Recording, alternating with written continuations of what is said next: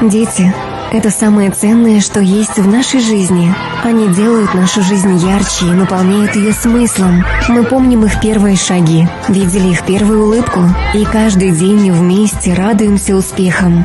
Но всего этого может не быть, если вы вовремя не позаботитесь о безопасности вашего ребенка. Не оставляйте ребенка без присмотра, когда открыто окно. Москитная сетка создает иллюзию, она не спасает от выпадения. Установите блокираторы на окна. Избежать трагедию легче, чем устранять последствия. Они могут быть необратимы. Безопасность превыше всего.